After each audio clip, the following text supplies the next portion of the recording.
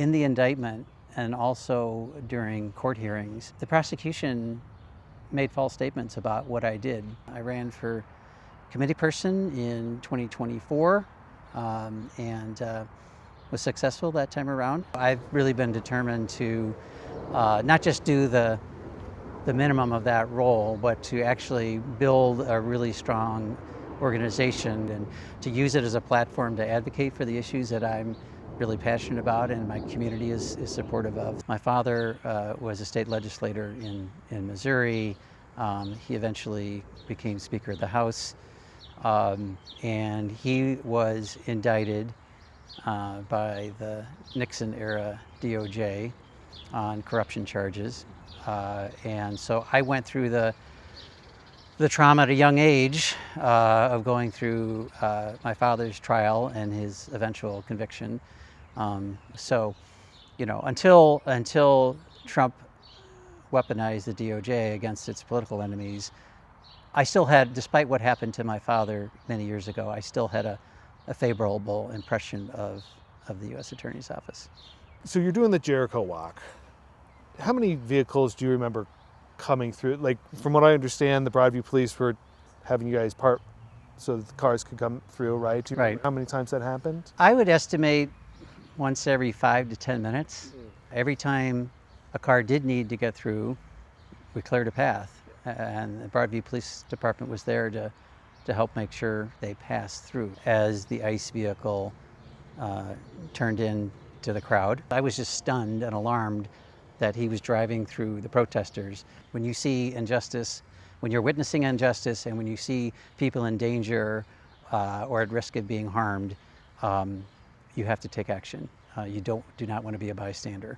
So at that point, I felt like I needed to object to the agent's actions of driving through this crowd. So I did approach the vehicle, put my left hand onto the vehicle as an act of protest, objecting to the agent's actions. But what really is upsetting to me is that in the indictment and also during court hearings, the prosecution made false statements about what I did that day. So my immediate reaction was, how did they get that past a grand jury?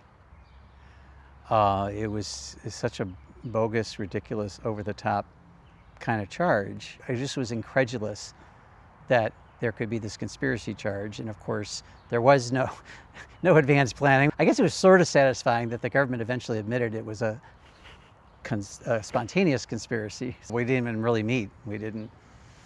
I don't even remember if our attorneys advised us to not talk to each other, but I think we intuitively knew, because of the conspiracy charge, that it was ill-advised to even talk to them. It's very isolating, because normally you would be supporting each other through this. You know, you would be helping each other through it. So he dismissed the charges with prejudice. Good news, right? Yep. Then he goes on to defend the case. And I think he said that the behavior by you and your co-defendants has no place in civilized society. So what'd you make of that? Well, obviously I was not happy with that, and Judge Perry was not happy with it either, and I appreciated the fact that she immediately responded by saying, you know, you're undercutting your mea culpa here, and you have no right to vilify these folks. They don't deserve it. You know, this case, of course, is much larger than the six of us. It's much larger, you know, than us in terms of protecting the First Amendment and free speech and the right to protest. It's much larger than us in terms of, you know, immigration, the impact of this immigration enforcement on our immigrant communities. And now it's much larger than us in terms of holding the U.S. Attorney's Office here accountable for what they've done. And so to me, like, that was a no-brainer. After I heard what Judge Perry said in that courtroom, and after I heard Boutros in court, I'm like, he has to resign or be removed. I mean, this is unacceptable.